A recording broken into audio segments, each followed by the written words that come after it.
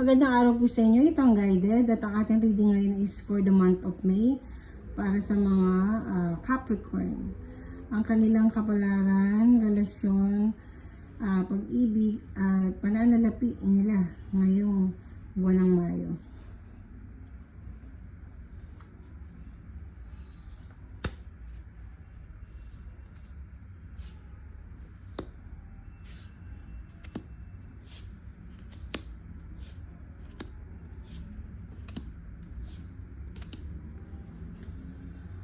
So, para sa mga Capricorn, ang yung general environment o ang yung pinaka-flow ng iyong ngayon sa buwan ng May is about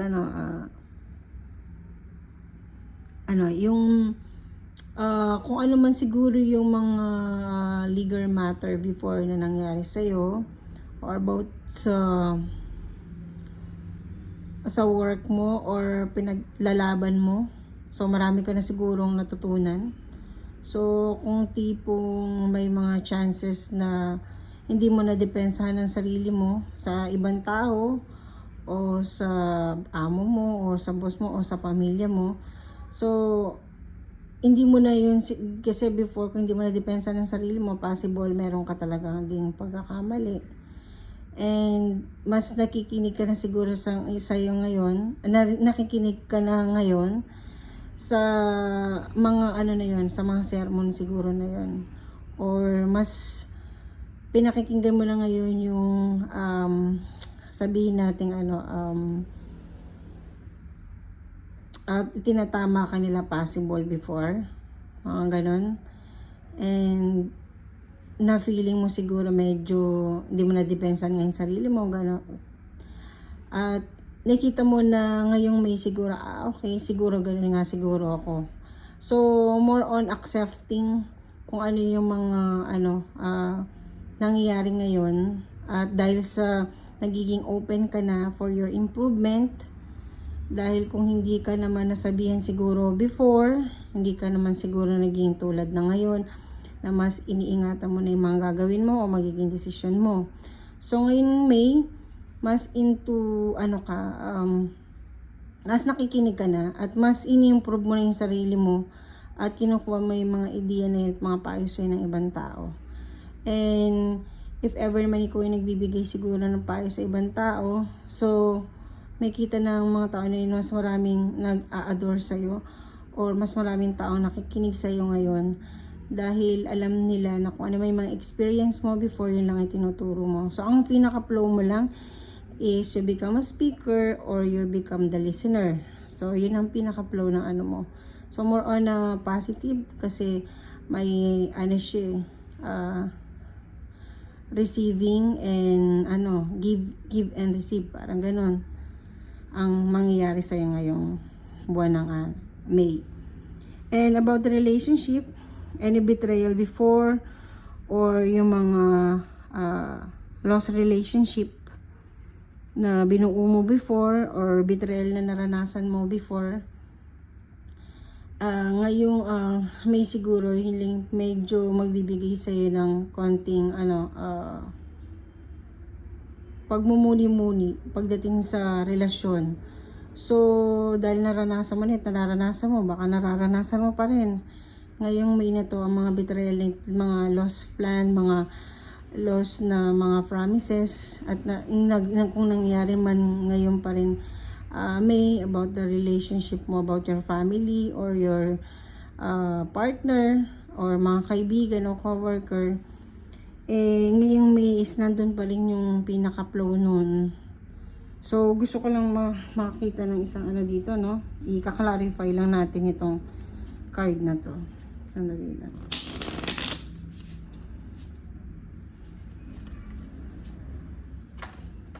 So, it's a force change. So, the death, it's like, dahil in reverse siya, it's a force change. So, kailangan mong magbago. Kailangan mong magbago para sa sarili mo. For your mental health. So, ito yung sapilitang pagbabago about the relationship mo sa iba. para hindi ka masyadong atakihin ng ano mo, ng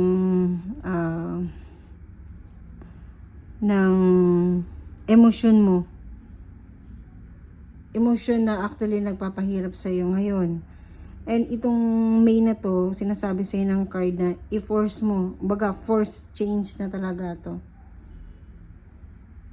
So kung pinipili na alam mo na tipong naapak-apakan ka before until now, siguro kailangan mong magbago na lang or i-defend yung sarili mo kung alam mo namang nasasaktan ka na. And dahil mag-ano pa tayo ng isang pang clear para mas makita natin yung tamang ano, no? Ano ba tong force change na to na sinasabi?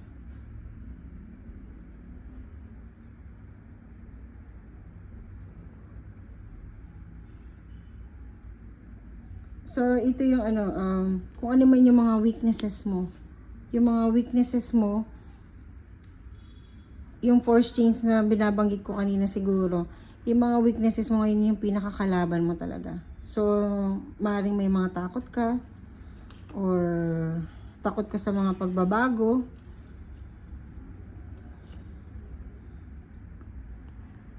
At ano, meron ka laging misjudgment or misdecision sa lahat ng bagay na hindi ka makapili, or kung ano dapat mong maging desisyon is pinoforce change ka, natanggalin mo na yung mga ganon. So kung nag-decide ka sa isang bagay, ang pinaka sandata mo lang siguro sa ngayong May is ano, ang pinaka sandata mo lang ngayon siguro is yung ano, yung pang natitirang ano mo sa sarili mo, respeto mo sa sarili mo, para hindi ka masyado minamaliit ng ibang tao. At yung traits mo naman kasi na very strong ka naman pagdating sa sarili mong mga desisyon, at kung alam mo naman tama ka, na kahit na nagsasabi na hindi maganda sa yung ibang tao, wala ka naman actually pakialam kung ano man yun. So kung nasasaktan ka man, siguro yun, hindi yun makita nila. Dahil kung alam mo naman na tama ka, so hindi mo na yun ano.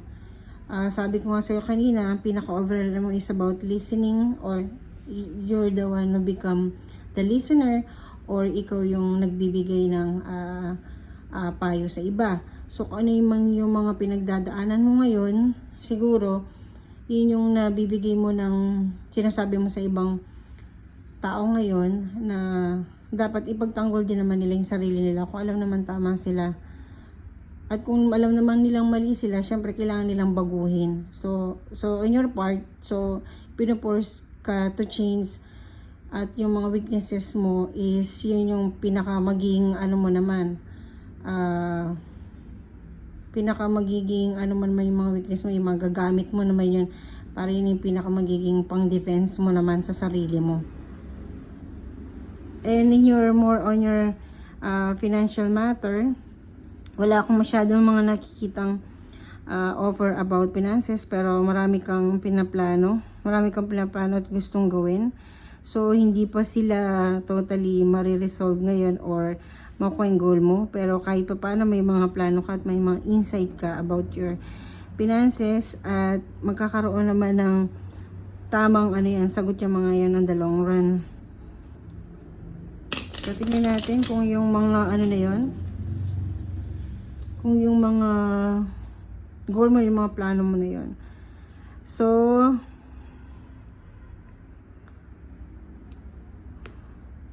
about dun sa mga ano mo, mga plano mo, so gagawa ka ng maraming paraan or mga tactic, or gagawa ka ng mga game plan, A, B, C, D, mga ganyan na option para matupad o mangyari lahat yung mga plan mo rin about your finances. Possible kung inisip mo mag-business ka, mag-online business ka, maging content creator ka, mag-invest ka. So binibigyan ka ng ano, mga strategy, at kukuha ka ng mga strategy para ma-achieve mo yon. And huwag ka lang siguro masyado mag-iisip ng mga ano ngayon, bagay na magpapababa ng self-esteem mo. Kung pinupush mo yung sarili mo na magkaroon ng magandang mangyayari sa'yo, so yun lang siguro yung itanim mo siguro sa utak mo, no? At minsan kasi kung ano yung mga inisip natin lagi at sinasabi natin sa sarili natin, yun yung nagiging tayo talaga. So, para sa mga Capricorn ngayon, sinasabi lang ng mga card na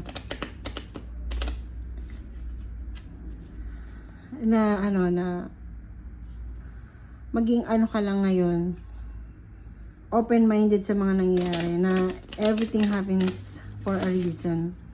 Yun na lang pwede mong ano ngayon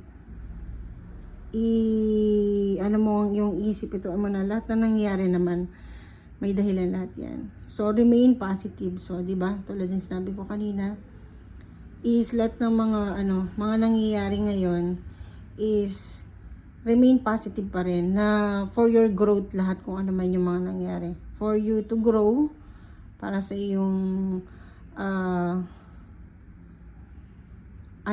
para sa mas tamang desisyon mo pagdating ng araw. Kung mayroon kang mga misjudgment ngayon or na kalimutang mga desisyon na feeling mo hindi naging okay, so mag-remain positive ka pa rin. Kung mag-fail ka or kung ano man yun, is ano lang. But overall, itong May mo na to, nakikita ko na hindi to tipong mas sobrang laking impact sa'yo for the month of May. Possible ito din yung mga naglalaro lang din sa isip mo, kasi pagdating sa mga sitwasyon, yung mga Capricorn is hindi nila masyadong dinadamdam. Willing to naman sila listen at kahit na minsan mabetray sila ng mga kaibigan nila, hindi naman yung tipong kawalan sa kanila yon. Kung nagkaroon sila ng ganong kaibigan, so wala na lang talaga. Ngayon naman, in marriage or in relationship with your partner, kung nakikita mo naman na niloloko ka na niya or na ka niya, so inisip mo na lang siguro na, or kung hindi na siya nagbago or kung ano man yun, siguro siya na lang din. Parang isip mo na lang, karma mo na lang din siguro yan. Kung ano man yung mga ginagawa mo. Pero hindi ko yung ikaw, o hindi kita tipong sasabihin ng kung ano masasakit na bagay para lang masabi ko na maging okay ako. So, hindi siya, baga, nakikita ko naman open-minded talaga ang mga Capricorn sa lahat ng bagay. Ang sinasabi sa angel mo is, remain positive lang, kasi may reward yan, lalo na matatapos na itong itong kalahati ng taon. Yung kalahati ng taon, again, from start ng July, is makita natin yung lahat ng mga hardship natin na ngayong first quarter, second quarter talaga is medyo mahirap dalhin. Kung hindi ka maging positibo talaga ngayon, ikaw talaga yung matatalo. So, ang reward sa mga taong nagsakripisyo ng kanilang emosyon, ng katawan nila, at kung ano pa, silang may mabibigyan ng tamang reward pagdating ng July. Yan lang ang masasabi ko talaga. So, be humble all the time, at huwag kang patatalo sa mga negative, at tanggapin mo lang lahat yung learning, yung knowledge na dinadala sa'yo ng pagkakataon. Dahil yung doon, mas magiging matibay ka para sa bago pa matapos ang taon na to, mas masasabi natin na na iba ka na at nag-form ka into some change and transition. Thank you, angel, for leading me safely through this change. O, di ba? So, kahit yung anghel, nagpapasalamat ka na kay Archangel Azrael, kung saan tinatransform ka into something better, into something stronger. Kaya sabi ko nga kanina, yung mga Capricorn, hindi nila masyadong yun. So, ginagamit na lang nila yung parang sa susunod, hindi na sila mabibitray or maano man, or kung nakagawa man sila ng pagkakamali, tinatanggap nila yon at ginagamit nila. Itong mga weaknesses nila, ginagamit nila to become na stronger, or magamit nila yung for more knowledge nila, is nagtatransform sila na hindi nila alam in a good way, 'di ba? So yung transition na yun, yung changes na yun na mangyayari from the month of July, at lahat ng mga sakripisyo tinanggap niya, ng mga first quarter, second quarter, gaya na sinabi ko kanina, is magugulat na lang siya na gano'n lahat na lang ng ng positibong pwedeng mangyari sa kanya. So, yun lang ang masasabi ko ngayon sa inyo mga Capricorn, dahil yun lang ating na-read sa yung card ngayong buwan ng May. So, masasabi ko lang lagi at lagi ko rin sinasabi na magdasal ka on any plan or mga ambition mo, ilatag mo lang lahat yun sa Panginoon para daling ka dun sa tamang gabay, at lagi ka lang humingi ng gabay sa iyong mga anghel dahil pinababa sila ng Panginoon mula sa taas para yung gawin nila yung purpose nila to help you. So always reach sa kanila dahil willing to help naman talaga sila, lagi lang silang nandyan. And para ipakita nila yung mga tamang tao at ibigay nila yung mga tamang tao na yun sa'yo para makatulong. So maraming salamat sa iyong pagkinig at panonood, Capricorn, and God bless sa'yo.